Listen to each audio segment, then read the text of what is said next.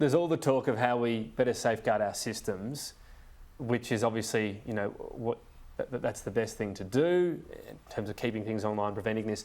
What about systems in place or processes in place, assuming there is some sort of hack? Now, for some situations, maybe you can't have a backup if if your water system is hacked into, you're in trouble. But things such as airports, is there an technological approach, if you like? And one example I'll give you is when bushfires have gone through towns and ATMs are not working and so on, nobody has cash. Suddenly the whole system, grounds to a halt. Do we need to think of non-technological solutions as well?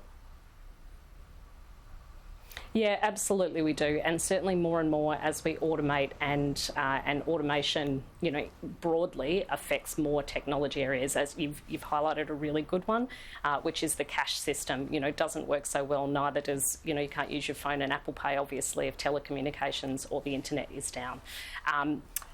Those systems obviously are vulnerable now, but as we automate more and more and put more systems online, we use technology, AI and operational technology automation in systems, those systems become vulnerable to cyber attack, just as they are now to physical attack or physical damage. So it's certainly something we need to think about, and really it means that every business needs to think about how they approach cyber resilience as a business imperative.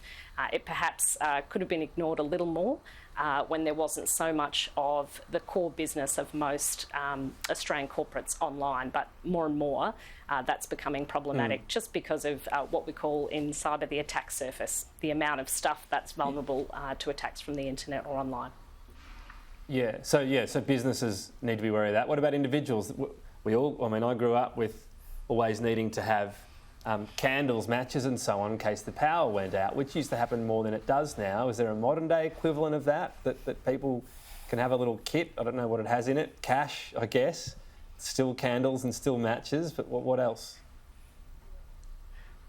Yeah, cash, candle, matches, and really it's a little bit of a different game in that every time you think about giving out your data or someone asks you for your data, maybe think again. I annoy my friends, colleagues and people in shops by refusing to give out data all the time, but it does mean that there's less of my personal individual data online. I go out and delete my data when I need to put it into a system when it's no longer in use. And it's that, I guess, it's getting used to putting things away or not leaving them out where people can get them. But cash is a good idea, yes, definitely. Yeah.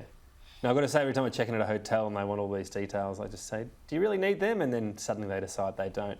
So I'm probably pretty annoying as well. Jacqui Kernot, thanks for your time. Awesome, thanks. Good to see everybody onto it. Exactly.